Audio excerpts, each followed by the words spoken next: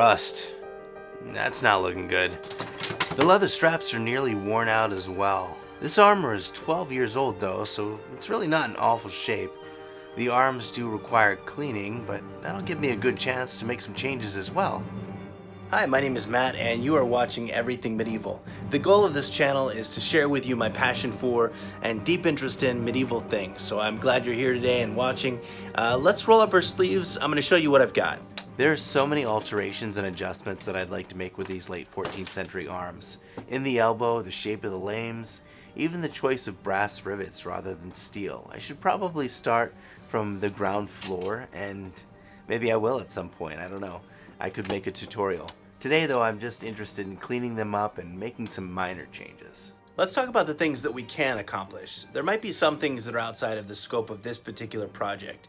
What we can do is make these look pretty again. We can remove the rust, we can add oil and really clean them up. And then also the other thing I'd like to do is actually just get new straps on these. Not just new straps, but I think it would be great if we could get some new buckles as well. Another thing that I'm actually really looking forward to doing is getting rid of these double cap rivets. These are a modern invention and they work great, obviously. That's why they are used, but they are really not gonna be what we want here. It's possible that you caught a glimpse of these in other videos that I've done, but I don't think I've ever mentioned where they came from. Most of the pieces of armor that I own were made by me, but not these. Before he closed up his shop in New York, Alan Senefelder sold these as munitions-grade off-the-rack armor. His shop was called the Mercenary's Tailor, and I had never heard of it until about late summer 2007. I don't mean to be too critical when I say that the armor was often ill-fitting and it was sold with noticeable rough hammer marks just left on there, and it had uneven rolled edges, and it was also seriously underpriced.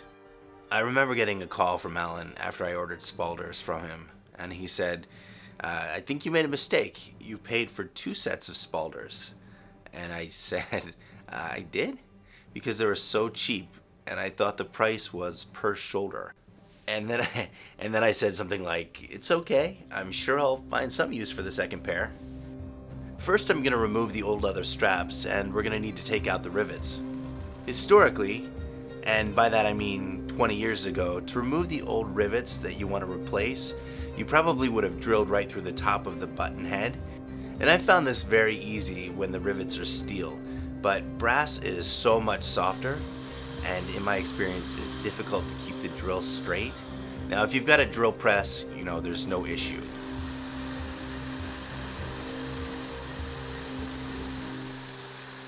But I'm usually employing hand tools, so yeah, it's not my favorite thing to do. You know, more recently I've relied on a Dremel for either shearing off the button head or sanding the back flat so that it just slips right out.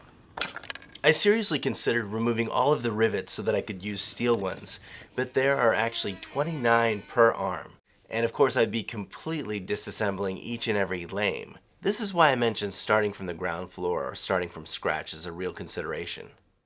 If I do that in the future, the Spalders will definitely be integrated, and I'll probably go a lot fancier. I could make matching gauntlets as well, and who knows, maybe I'll get carried away and have to make the entire suit. Now that the rivets are removed, I'd like to take care of the rust next. There's almost always more than one way to do things, and I saw an interesting video from one of my favorite YouTube creators on the subject. Raffaello, better known as the Metatron, is a video where he demonstrates the removal of rust with white wine vinegar and salt, surprisingly. I've linked the video in the description. I'm fairly confident that anyone watching right now is already a subscriber to Raf, but in any case, I highly recommend his channel. For me, I always use plain old sandpaper or Scotch-Brite pads or something similar to that, and oil, of course. You could never have too much oil. In low light, you can see how pervasive this rust is. The more I examine the metal, the more I notice that there's a very light patina, or a layer of oxidation, that pretty much covers the whole piece of armor. To be candid, I've never cleaned these pieces of armor before. I feel kind of guilty about that. I guess it needs to change if I want to save myself some time and effort cleaning these in the future. When working the outside of the metal, you want to make sure that you're not changing directions or moving in circles. Unless you're going for a mirror polish, you're going to be able to see faint lines in the metal where you would have where you've just worked it. And I don't think there's anything wrong with this, but you want to make sure your lines don't crisscross or go in crazy directions. So you're going to achieve a neater finish with just moving in the same direction. For me, that's going to be moving horizontally across the piece, but I'm sure you could go vertical as well if you wish. If you're trying to achieve a mirror polish, you're not going to have to really worry about that too much because you won't see any of these little scratch marks. Essentially, that's what they are. For the inside, you'll need to start with whatever is appropriate in terms of like the grit of the sandpaper. The Scotch-Brite pads are actually the same ultra-fine gray Scotch-Brite pads that are used on Albion swords, probably not surprisingly. I like the finish that's achieved on Albion swords. It's a satin finish. It's not mirror polished. It's I don't know. It's just a preference thing. There's no wrong way to go with this, but for me personally, I like the satin finish. And I actually use the same oil that they use on their swords as well. So the CLP, that's what I like. It doesn't dry the way that some oils will dry. I hate when they get like goopy and it dries and it looks like maple syrup. So I haven't had that issue before with this. It's not so thin that you feel like it's not even there. It's not so thick that it dries on like a yellow kind of ugly. I don't know how to describe that, but I've seen some oil dry really badly before. At this point, I'm going to cut out the straps. I'm using just vegetable tan leather.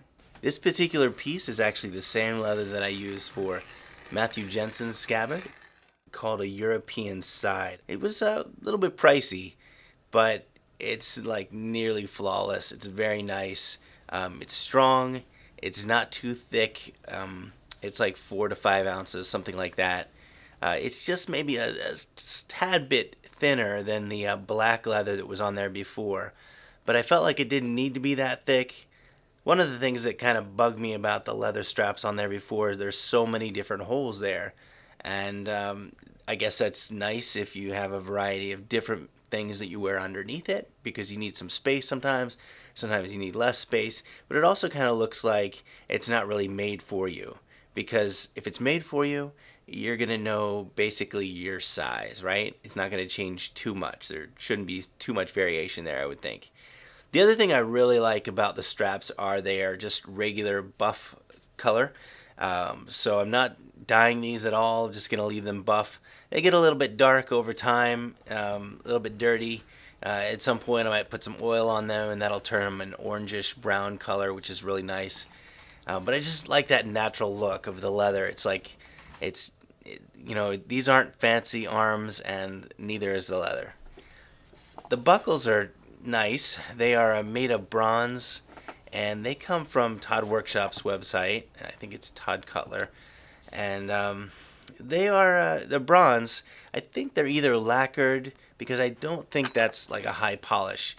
And I wish it matched a little bit more with the rivets themselves. The rivets are like a raw brass color. You can tell they're sort of like polished with a fine cloth. And the buckles are super bright and shiny, and it would be nice if they matched. Again, they're I guess they're going to be bronze, so they're made out of a slightly different material, similar, but I think the shyness is from like a lacquer. I'm not 100% certain on that, but that's my best guess.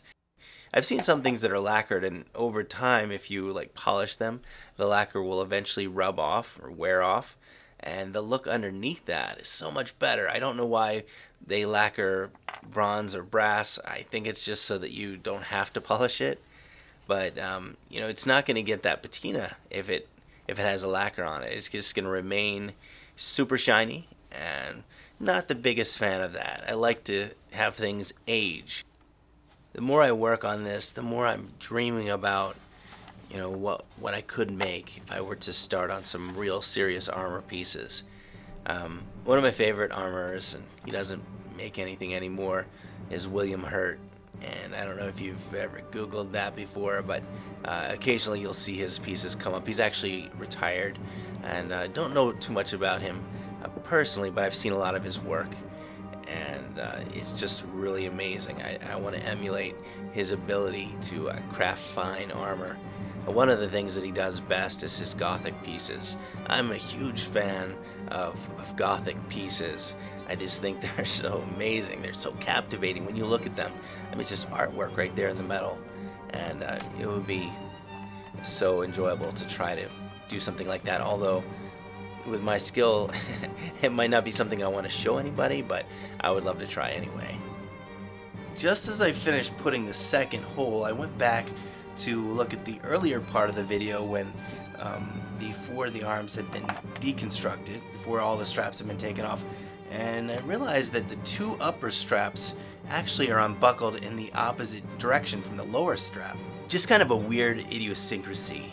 But I decided to stick to the original configuration and rework the buckle strap closest to the wrist. The rivets still need to be peened, but now you've seen how I would restore a piece of armor. At least one of modest value and significance. Oh, poor armor. If you made it to the end and you're not subscribed, go ahead and click on that subscribe button. I'd love to have you here following along. I'm going to try to be more consistent with the videos, and I know I've said that before, but I'm just really happy that you're with me here. Leave a comment if you found this useful or interesting, or just to say hello. And I'll talk to everybody a little bit later.